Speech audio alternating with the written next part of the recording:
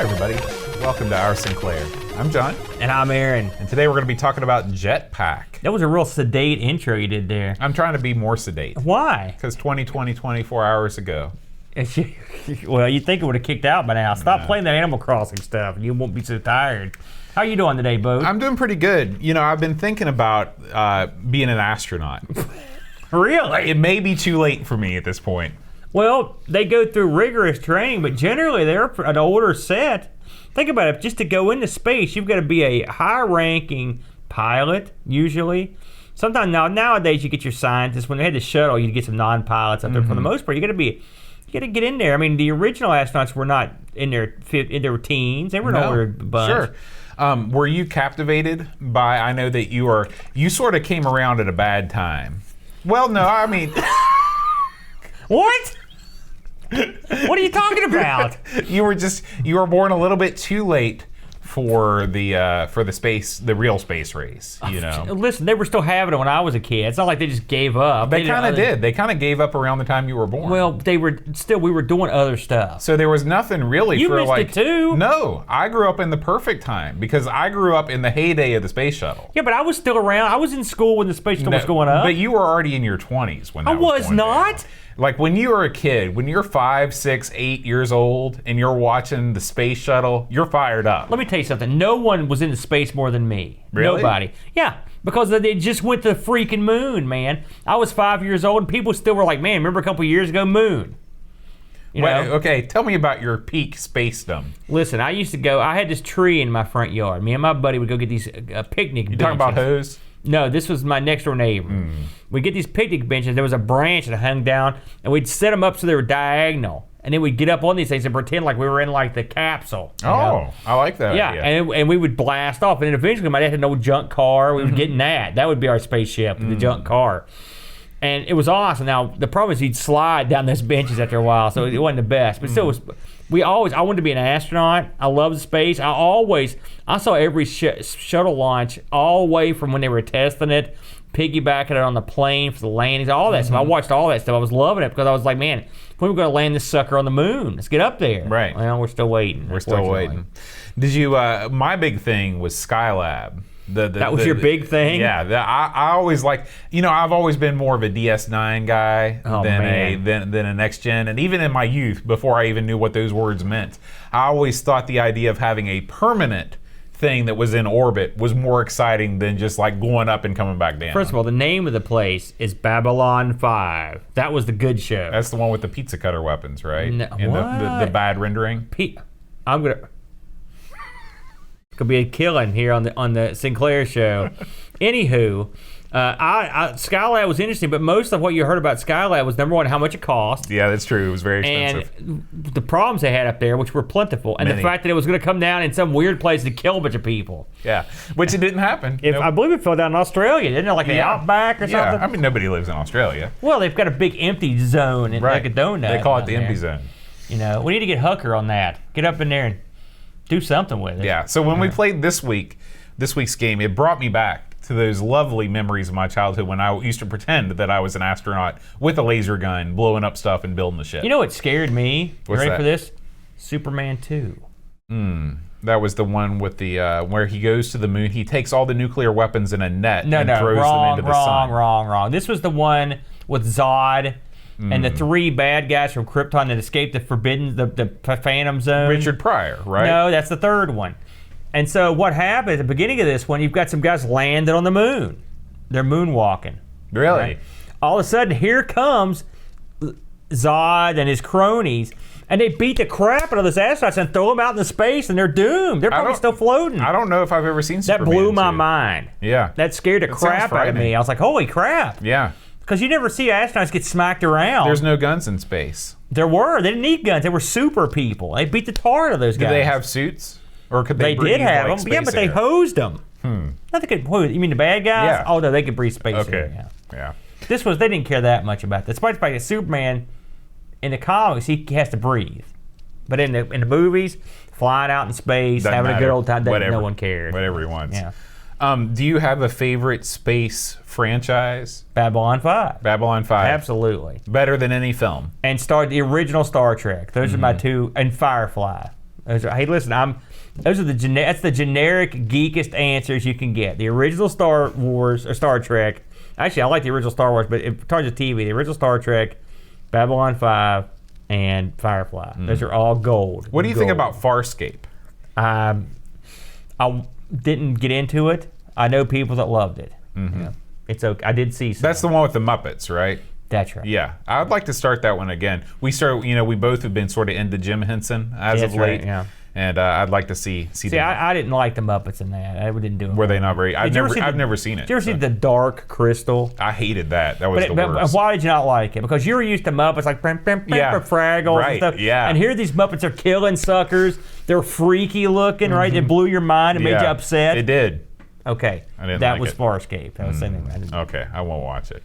Yeah. But what I will watch is this week's game, Aaron, Jetpac. Let's talk about it. Yeah, man, Jetpac. Now, we know very little about the Specky here. We're two dumb Americans, but this one we knew. Now, I don't know why we know about this because of rep, right? I guess because I knew I'd played this one. So, Jetpac released in May. I got the month on this one. May of '83. Okay. Can you believe that? That's way back. I was 2 years old. Not even 2. I was a young little scamp, scallywag myself. I was like, let me see here. You were 12. That's young. That's young. Then you'd almost outgrown your space fantasies by then. No, I was still all up in it. So this game was published by Ultimate Play the Game. Ultimate Play the Game. I know they're famous. That's a goofy title for a company. It is. It's almost like a sentence, but it's not even a sentence either because there's no. I don't know. It is weird. It's not surprising they changed their name to Rare. And these guys, the people behind this were Tim and Chris Stamper. Now, we've actually we've ran headlong to these Stamper boys already. This was the golden era of the brother computing duos. You had the Oliver twins. Yeah. You had the Stamper bros. I wonder if the Oliver twins and the Stampers ever got together and they had like a war. Oh. Like a tag team match. I bet they got together and drove each other's Lamborghinis. Well, they might have. Maybe they raced. Yeah. So the Stamper fellows, amongst the games they were responsible for, included Gun Fright. That's a great game. I like that. I wrote that one down specifically for you. That's pretty good, yeah. Night Lore. Of course, the sequel to Jetman, or Jetpac, Nightshade, Pentagram, of course, Saberwolf, Trans Am, Underworld. And Underworld spelled cool guy style with U's and E's. Oh, yeah. There's probably everywhere. an umlaut in there somewhere, too. If I was a young programmer, everything would be spelled cool guy style, including my name. I put some E's and U's and schwas. You can put, the A with a little circle on top of it. Oh, yeah. That's right. I like that boat. Now, this thing ran on the 16K Spectrum. That is that's early not that days. much K. Yeah, that's what we're saying here. The original price for this bad boy, £5.50. That's for the tape. Wow. Now you could get the disc version of this bad boy, £15 for that. Yeah. I wouldn't spring for the disc version. Stick with the tape. When this dropped out to the budget, you'd get this thing for £2. Not too bad, eh? No. So this came out on the Specky and the VIC-20, and eventually they got around to releasing this thing for the BBC Micro. The VIC-20 got this. Did you know that? No. I'd like to have it. I can't imagine how that would look very good. The VIC-20 was, I don't know. Maybe I'm selling the VIC-20 short. Maybe it looks awesome. All the games that I've seen for the VIC-20 have not impressed. Yeah. The guys that made this were, of course, were pretty well known, I guess, by the time this came out. And so I don't know how much, and maybe some of the people in the chat can tell us if there was any anticipation or if anybody could even possibly know. I've always thought that this was one of Ultimate's earlier releases because, again, this was for the 16K. It's amazing that this game came out that early for that little. Okay, so let's talk about the game itself. So you are Jetpac Man. I don't know if he's got a name. And Jetpac Man, and you are responsible for certain duties on these alien worlds. Okay? Priestly duties. Your first duty is to repair your ship, which is mauled, or a ship. And so the pieces of the ship are strewn hither and yon, and you've got to go grab them. And when you take them to this game, in a lot of ways, reminds me of a sort of a Jetpac version of Blueprint, if you ever played that game. Sure, yeah. You kind of get the pieces over a certain spot, and they just sort of float down into place. I like Blueprint, by the way. I do too. Yeah. And no one talks about Blueprint. It's a great game. Fun game. So this has You as the jetpack guy, and he just floats around, sort of like the guy from Hero. He floats around. Of course, this predates Hero. And he picks up these parts of the ship. Now, it's not that easy. There's crap. Right. We should also explain a little bit more about, I'm sure Go ahead. 100% of the people listening to the show right now know what we're talking about. But on the off chance that you've never played Jetpac, this is a single screen game. There is no scrolling in this game. I should mention there are 3 platforms that things can land on and that you can land on.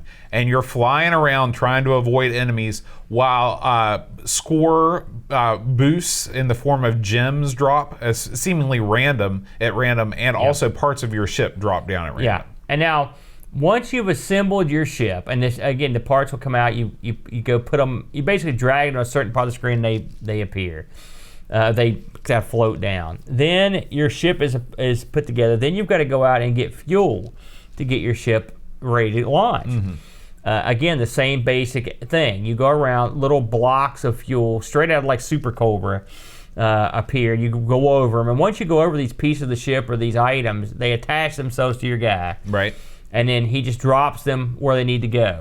And once you've got enough fuel in your constructed ship, in a glorious moment, your ship shoots off into space and comes back down in presumably another world. Although it looks completely identical to the one that you just left. And when and then you land and you have to refill the fuel. And then basically that is stage 1. You'll refuel that constructed ship several times, and then you'll move on to stage 2 when there'll be a different spaceship that's taken apart that you've got to build. And each stage is punctuated, is differentiated by the fact that the enemies that pursue you, or that sort of float around, I don't know if they really pursue you, are different shapes. So in some they're circles, and in some they're kind of cross shapes, and some they look like little jet fighters. So that kind of breaks up the monotony a little bit too. Right. Now, your ships, basically, you go through a ship every 4 levels. Okay, so that means after 4 levels, you'll go to a new ship, and there are different ships.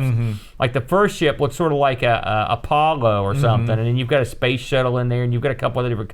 There's like a more modern-looking ship in there. It's pretty cool, but I mean the gameplay basically the gameplay almost don't change. In some ways, it's a you don't want to say it's a simple. It's not a simple game. I mean, if you think about what was going on in '83. This game would have been at home in any arcade, really. Absolutely. This is right exactly what you would expect. And the game, it's funny, I was thinking about, when I mentioned Hero as one of it's reminded me of the way Hero floats around in that game. This game is so old that it's contemporaries. I mean, so really, to think that maybe it's ripping stuff off, other things may have ripped this off, but it's that old. I mean, there are some elements that remind me of the platforms, and some of the gameplay elements remind me of Joust in some ways. Some of it remind me of Lunar Lander and the way you have to kind of control the way your guy comes up and down. The lasers in it look like they're from Defender, sort of. You know how they're kind of those long. Yeah, I really like the way that the lasers look in this game. They could have made your typically kind of pew-pew little bullets.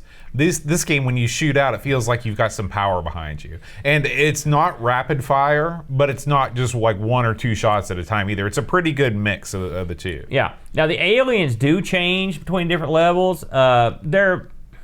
These are your classic, like, old school targets, basically. You know, there's some of them look kind of star shaped, some of them look kind of blobby. They're just they come out in their little patterns. But again, you know, they could have easily made this game and have all the enemies look the same all the time, and they chose to mix it up. Yeah.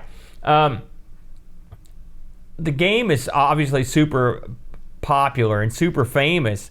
I wish I remember while we played it. It supports 2-player hot seat. I mean, there's really not a whole lot else to it. That's the game. You just do that over and over. It's fun. It's a fun, simple game. It's very, like I said, it reminds me of those early arcade games. I mean, this game. Yeah, I think saying that by '83, I think that this game probably would not have held up for what was going on in the arcades. '83 is pretty late in the arcade world. Maybe '81. Would be. You don't think you could have put this out in an arcade? Super Mario Brothers came out in Japan in 1983. I think games like, I remember a game called Astro Blaster, for example, that was in the arcade. But I think that was before '83, though.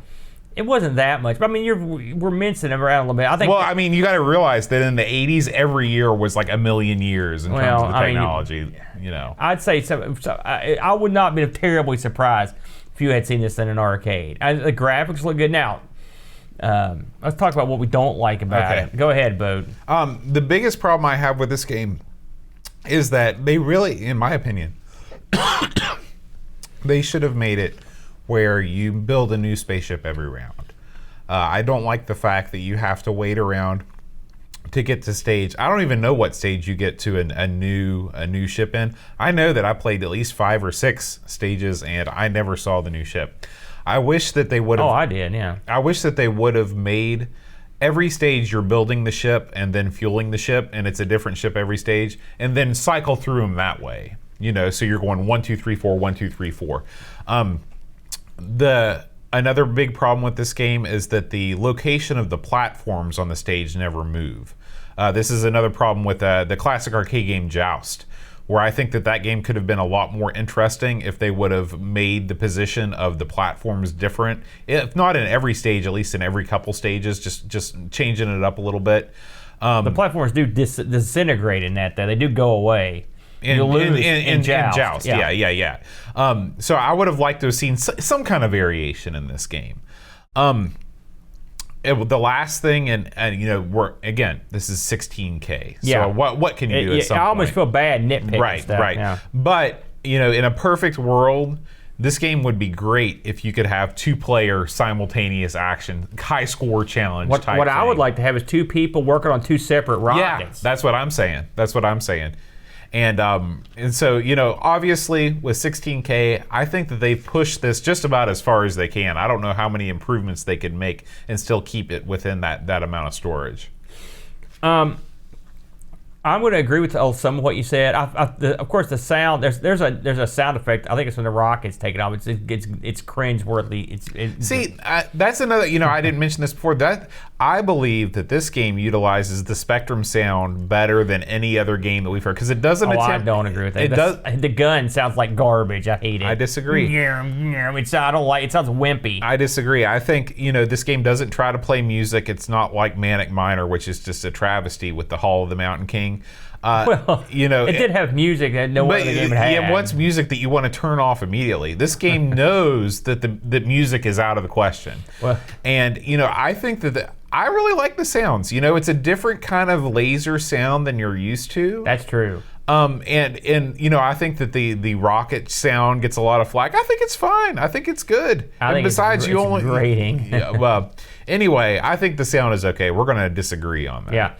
Yeah, FYI, I think the Mountain King song there, that fits that game purposely. That game is a game that tries to hurt your soul. That's true. And that's what that's there for. So I agree with some of what you said.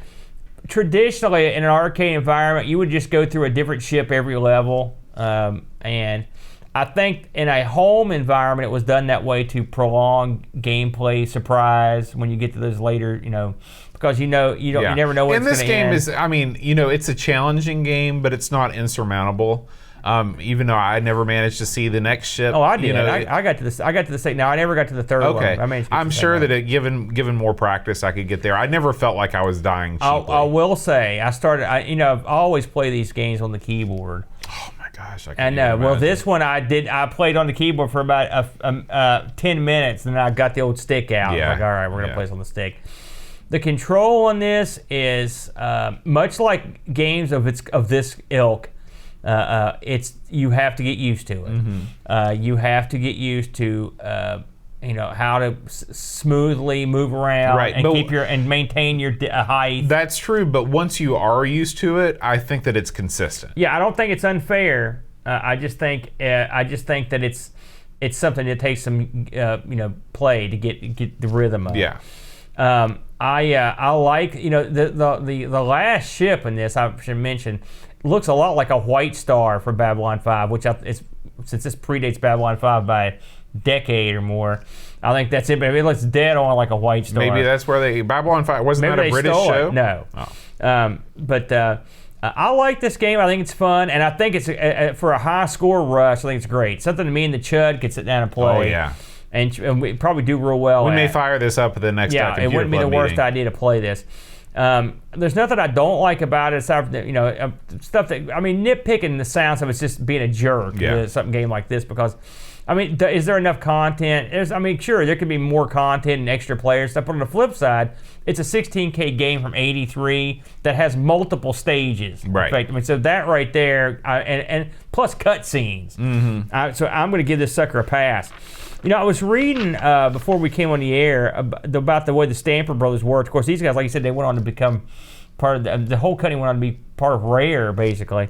And this game, I believe, has appeared in some capacity in some of the Rare games. Oh, yeah. Well, this is, I think we mentioned this in the past, but the Rare Replay compilation for the Xbox One contains this game. Yeah, and of course, I think we mentioned also that GoldenEye actually has a Spectrum emulator in the game. Yeah. It's kind of neat. But I was reading about how these guys worked, and we may have touched this once before.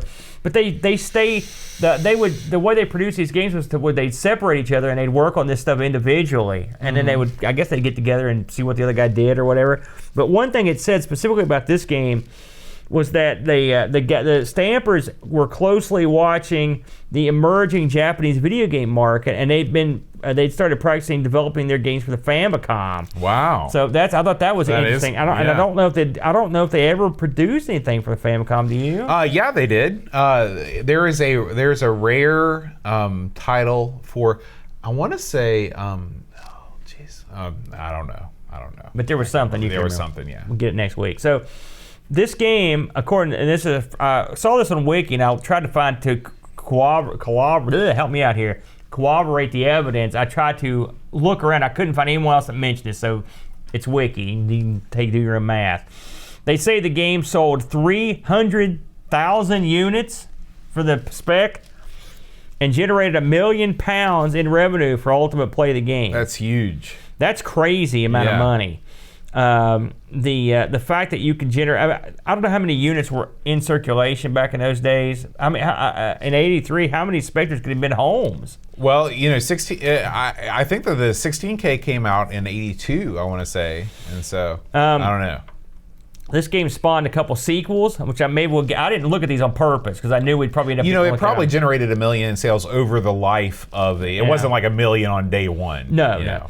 The sequels are called Lunar Jetman from '83 and Solar Jetman Hunt for the Golden Warship in '90. I've got stuff to say about both of those. I didn't play them because I didn't want to spoil myself. It says here that the second one wasn't released for the Spectrum because the first one didn't do well on the NES. Did you know that? Maybe that's the one you were thinking of, eh? Well, there's tons of Rare games for the NES, but the Lunar Jetman I played a little bit on the stream. It's incredibly difficult. Oh yeah? Incredibly difficult. I couldn't get anywhere on it. I kept dying over and over and over again. Solar Jetman I played a ton of, okay? This is one of these games, you know how it is when you were growing up. Maybe I don't know if you know how it is. I can't remember how it was. Too long ago. I would get maybe 1 or 2 games a year. Oh yeah. Mom and Dad would take me to the Kmart. Yeah, I do know how that was. Yeah. And you'd look at the cover and you'd make your choice based on the cover. And you'd say, oh, this looks cool. And I thought, man, Solar Jetman. I like both those words. I bet that's a cool game. Yeah. So I got it. Yeah. It's hard. It's so hard. Now, it's a totally different game. In this game, you're a little ship, and you've got this huge open world. Think about Turrican, okay? Think about the world of Turrican, where you're driving this little ship around, and it's instant death if you hit anything. That sounds hard. And you've got to pick up stuff with a tractor beam, okay? And when you pick up stuff with the tractor beam, the physics of that object affect your ship. So it's like dangling like a pendulum below your ship. So what you have to do is you have to fly up to get this thing to swing around so you have enough momentum to fly up and return to your ship and drop it off at the mothership. Oh, God, that sounds difficult as heck. It's crazy difficult. I don't know. We had a YouTube commenter saying that was really rare. I don't think it was that rare in the United States. It might have been rare overseas. I actually loaned that game to Jamie Lilly, and never got it back. We may have to send a couple guys over there. Yeah. So get this boat here. I was just reading here. They made their enhanced remake of Jetpac called Jetpac Refueled and released an Xbox Live Arcade in March 2007. Oh, okay. So that's kind of neat. And we were right. Jetman did appear in a few other rare games, including he was in Donkey Kong 64. If you could unlock the game. Interesting. So that's kind of neat. So, I remember hearing you and Brent talk about on your GoldenEye episode that there was a Spectrum emulator in GoldenEye. That's pretty cool. Yeah. So let's talk reviews here, Boat. As you can imagine, this thing reviewed pretty well. The people at World of Spectrum give this game an 8.44, very high. CBG gave it a 9 out of 10. BBC gave it a 9 out of 10. Crash gave it a highly recommended, whatever that means. Eurogamer 9 out of 10. Home Computing Weekly, I'd like to get a couple issues of that, I should say, 4 out of 5. The year it was released, or the year it came out, it ended up winning Game of the Year at the Golden Joystick Awards. I'd love to have one of those on the mantle. I wonder if that's like an Archie. It may be. It was voted the number one. Let's see, the game was number one on the very first Spectrum sales chart published in CBG. That's sort of an honor. Yeah. It was the Spectrum version was voted 73rd on the list of your Sinclair's top 100 games of all time. That's pretty low, isn't it? 73rd. I would put it much, much higher than that. I'm kind of surprised by that. And in 1993 was voted the 14th best game of all time by the readers of Retro Gamer. They got it right. So a pretty heralded game. Also, I read that this had been released on cartridge. Really? Yeah, or it's like a ROM release. I thought you got me on that. Okay. I don't know what to tell you on that one. And then I did look this up on eBay, and you're getting the tapes $6 to $20. Okay. But they're out there. Yeah, so. yeah. The Ultimate games are always among the most expensive Spectrum games to acquire. They have really great art, and so I'm not surprised that they're fetching higher prices than most. Did we get any listener reviews on this one, Bo? We did. Let me pull those up real quick. We got a review from Pixels at Dawn, and he said, "This is a very solid arcade game, marred by a steep difficulty curve after level 1. While the build your ship mechanic is fun," should have made that bigger, and probably the best part of the game, you are limited to seeing that only few levels, or once if you have my skill. That's just like me. Also, the rocket sound is sent from the depths of hell. Bam. I agree. Good, but there are better arcade games from Ultimate. 6.5 out of 10.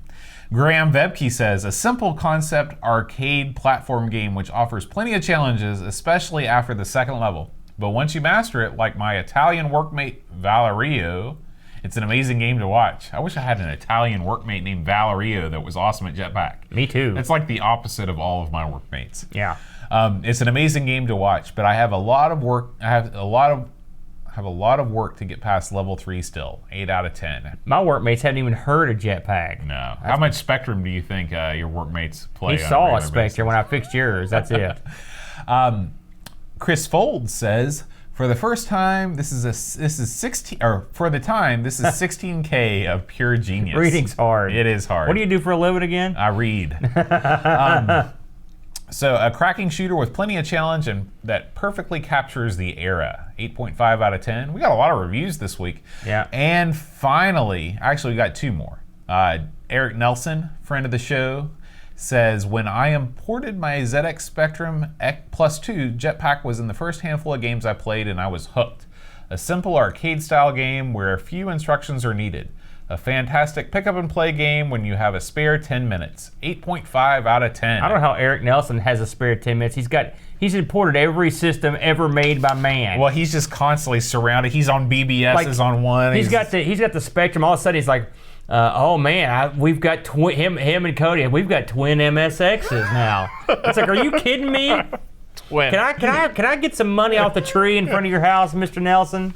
And finally, Mr. Rocket says, I'm not a massive Ultimate fan, but Jetpac was a work of genius. So simple, but so well balanced. Difficult, but not too difficult. I even think the simple but effective sound effects are surprisingly good for the time. They need to see what the next spaceship will look like adds to the one more go of the game too. A surefire classic for me. Mr. Rocket was very passionate. He was very passionate. He's a passionate man. Yeah, I could see that as you read that, you sort of honed in on his passion and brought it out.